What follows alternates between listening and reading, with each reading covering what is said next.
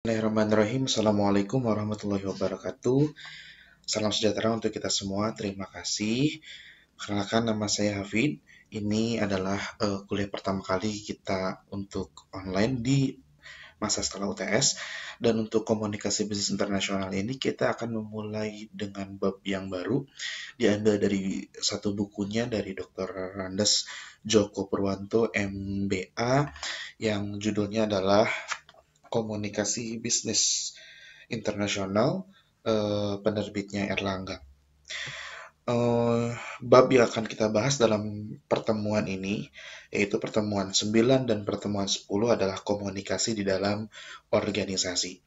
Isinya nanti berisi tentang bagaimana komunikasi itu berperan penting dalam sebuah organisasi, kemudian bagaimana jalur komunikasi dalam sebuah organisasi, dan detailnya kita akan bahas pada pertemuan hari ini. Adapun tujuan pembelajaran pada hari ini adalah menjelaskan bagaimana hubungan komunikasi dalam suatu organisasi, lalu membedakan berbagai pola komunikasi yang ada dalam suatu organisasi, mengetahui bagaimana mengelola komunikasi, dan mengetahui bagaimana dapat meningkatkan keterampilan komunikasi. Keberhasilan komunikasi dalam suatu organisasi merupakan aset yang paling penting bagi pencapaian sasaran atau tujuan organisasi tersebut. Keberhasilan komunikasi yang tercermin dalam efektivitas dan efisiensinya itu merupakan alat perekat organisasi yang juga mempengaruhi nama baik dari organisasi tersebut. Contohnya adalah seperti halnya Google yang dimana dapat mengelola komunikasi yang baik antara satu karyawan dengan karyawan yang lain, atasan dengan karyawan, kemudian antar manajer, sehingga terjadi lingkungan kerja yang positif, lingkungan kerja yang efektif. Kemudian berikutnya adalah adapun isi dari materi hari ini adalah yang pertama hubungan komunikasi, kemudian pola komunikasi, cara mengelola komunikasi dan meningkatkan keterampilan berkomunikasi ya. Kita mulai dari hubungan komunikasi. Sebagaimana yang kita tahu semua bahwa dalam masyarakat itu ada berbagai macam bentuk organisasi, baik itu berskala kecil, menengah, maupun besar. Yang dimaksud dengan organisasi seperti halnya dengan organisasi yang kecil itu organisasi Karang Taruna di mana terbatas dalam satu wilayah begitu. Kemudian juga ada yang lebih besar lagi seperti klub motor bisa terdiri dari ratusan orang bahkan ribuan orang dengan tujuan yang sama, hobi yang sama, lalu membuat klub atau membuat satu kelompok organisasi yang tentunya memiliki tujuan dan tujuan itu dicapai oleh semua anggotanya ya. Kemudian ada organisasi yang lebih besar lagi seperti halnya partai politik misalkan seperti itu. Seperti ini contohnya bagaimana partai politik yang sedang melakukan musyawarah ya, melakukan musyawarah sehingga dapat digunakan untuk menyuarakan hal yang sama atau membentuk rencana kerja yang sama dalam cakupan yang lebih besar, dalam jumlah anggota yang lebih besar sehingga dibutuhkan musyawarah yang besar seperti ini. Dan ini adalah contoh organisasi masyarakat dari yang kecil, yang sedang, dan yang besar. Organisasi sendiri itu adalah sekelompok masyarakat yang saling bekerja sama untuk mencapai suatu tujuan tertentu, dan komunikasi adalah perekat yang memungkinkan kelompok masyarakat tersebut secara bersama-sama melakukan fungsinya dengan baik. Hubungan komunikasi yang terjalin dengan baik antar manajer satu dengan manajer yang lain, kemudian juga antar manajer dengan karyawan atau antara karyawan dengan karyawan yang lain, itu merupakan salah satu kunci keberhasilan manajer dalam mencapai tujuan organisasi yang telah ditetapkan. Adapun peran manajerial di sini menurut Mansberg terdapat 3 peran manajerial yang dapat diterapkan oleh manajer dalam suatu organisasi. Manajer pada semua level dalam suatu organisasi memiliki peran strategis bagi pengembangan organisasi ke depan. Jadi bagaimana perusahaan itu akan berkembang ke depan tergantung kemampuan dari manajerialnya. Salah satunya adalah kemampuan dalam berkomunikasi. Nah, menurut Mitzberg terdapat 3 peran. Yang pertama adalah peran antar pribadi atau interpersonal rules, kemudian peran informasional atau informational rules, dan peran keputusan atau decisional rules. Masing-masing peran manajerial tersebut tidak dapat dilepaskan dengan betapa pentingnya kegiatan komunikasi dalam dunia bisnis. Melalui masing-masing peran tersebut, seorang manajer harus mampu mengkomunikasikan ide, ya, kemudian gagasannya, atau juga informasinya kepada para karyawannya, sehingga mereka dapat memahami pesan yang telah disampaikan dengan baik dan efektif oleh manajer tersebut. Beranjak pada slide berikutnya, ini adalah peraga 3.1, di mana ini menggambarkan bahwa ada 3 peran manajer tadi ya, 3 peran manajerial, yaitu peran antar pribadi, peran informasional, dan peran keputusan. Nanti kita akan bahas satu persatu dalam pertemuan ini. Yang pertama adalah peran antar pribadi. Dalam peran antar pribadi, menunjukkan bahwa seorang manajer harus mampu memerankan dirinya sebagai seorang figur atau figurehead role atau juga pemimpin, ya, atau leader role, dan penghubung, ya, liaison role. Ini saya contohnya adalah almarhum Habibie. Bagaimana PT Dirgantara Indonesia dulu dipimpin oleh beliau, dan beliau memiliki peran manajerial yang sangat baik di antara 3 peran ini, ya, peran tokoh figur, peran pemimpin, dan penghubung. Seorang manajer dalam suatu organisasi harus mampu memerankan dirinya sebagai seorang tokoh yang menjadi seorang yang figur. Sebagai contoh, ia bisa berperan sebagai perwakilan atau yang dituakan dalam suatu organisasi. Kemudian contohnya ia memberikan sambutan di acara-acara seremonial upacara yang diselenggarakan oleh pihak internal maupun eksternal organisasi, atau pada acara-acara tertentu yang bersifat informal, misalnya pada acara lomba sepeda santai, resepsi pernikahan karyawan, atau peristiwa duka cita yang dialami salah satu karyawan di organisasi yang Anda pimpin. Seperti halnya ini saya memberikan gambaran atau contoh Wisnu Tama. Bagaimana dia memberikan sambutan ketika net media tamanya berulang tahun. Maka dia memberikan sambutan dalam acara tersebut. Kemudian selain berperan sebagai seorang tokoh atau figur, seorang manajer juga harus mampu menyampaikan pesan-pesan bisnis dengan baik kepada para karyawan, sehingga pesan yang disampaikan tersebut efektif dan dapat dipahami dengan baik pula. Sebagai contoh, seorang manajer suatu organisasi harus mempunyai kebijakan yang berkaitan dengan penetapan standar gaji misalkan, ya, maka itu harus disampaikan dengan baik dan efektif.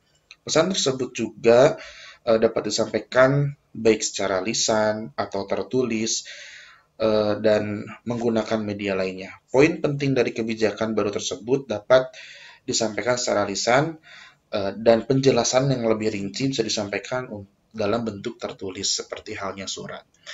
Saya contohkan Wisnu Tama lagi, bagaimana tahun 2019 Net TV dikabarkan akan mengurangi jumlah karyawannya. Itu memang merupakan fakta, namun tidak seperti yang diberitakan, karena Net diberitakan bahwa perampingan tersebut karena akan bangkrutnya Net atau kegagalan Net. Tetapi Wisnu Tama memberikan kesempatan kepada karyawan-karyawannya yang barangkali akan resign secara sukarela, maka dia akan memberikan tunjangan atau memberikan balas jasa yang sesuai. Hal itu ditujukan untuk Net mengadakan perampingan karyawan yang kemudian akan dilatih lebih baik lagi dari karyawan yang ada. Itu adalah satu contoh bagaimana Usutama menyampaikan pesan bisnisnya dalam kebijakannya.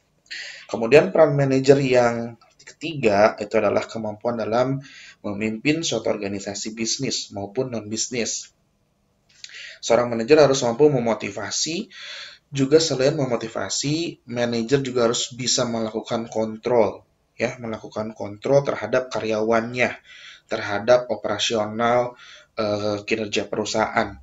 Sedangkan peran penghubung menunjukkan hubungannya dengan orang-orang yang ada di luar organisasi. Misalnya dalam kaitannya dengan pelanggan, pemasok, klien, pemerintah, begitu, mitra kerja, itu penghubung.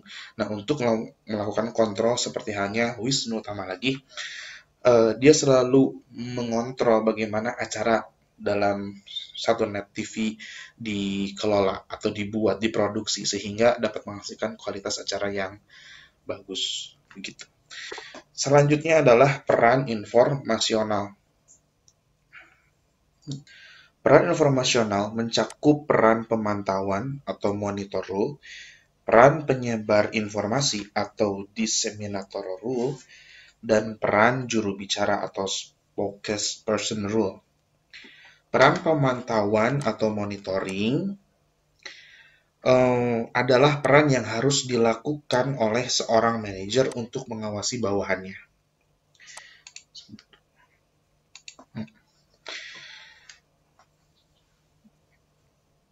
Atau para karyawannya agar pekerjaan mereka sesuai dengan rencana yang telah ditetapkan sebelumnya. Selanjutnya, peran penyebar informasi adalah peran manajer untuk menyebarluaskan atau menyampaikan informasi secara menyeluruh holistik kepada para karyawannya agar karyawannya dapat memahami dengan baik berbagai kebijakan organisasi tersebut. Penyebar luasan informasi ini lebih berorientasi pada kepentingan internal suatu organisasi. Contohnya adalah kebijakan dalam hal seragam yang dibuat baru, kemudian bagaimana cara mengatur penggunaan seragam tersebut, kemudian misalkan kebijakan jumlah jam lembur yang baru, kebijakan pemberian standar gaji karyawan yang baru, atau kebijakan disiplin kerja yang baru. Berikutnya adalah peran informasional lainnya adalah peran sebagai juru bicara. Seorang manajer harus dapat memerankan dirinya sebagai seorang juru bicara yang baik, khususnya yang berkaitan dengan penyampaian informasi tentang berbagai kebijakan penting organisasi kepada pihak eksternal. Misalnya kebijakan yang berkaitan dengan pembukaan kantor cabang baru untuk disupport sama eksternal, kemudian kebijakan rekrutmen karyawan yang baru, kemudian peluncuran produk yang baru, dan juga contohnya adalah promosi produk yang baru.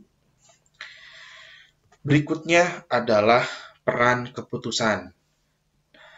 Peran keputusan atau decisional role mencakup 3 peran penting, yaitu peran wirausaha atau entrepreneur role, kemudian peran pemecah masalah atau disturbance handler rule, kemudian peran pengalokasi sumber daya resource allocator rule, dan ada satu tambahan lagi adalah peran negotiator atau negotiator rule.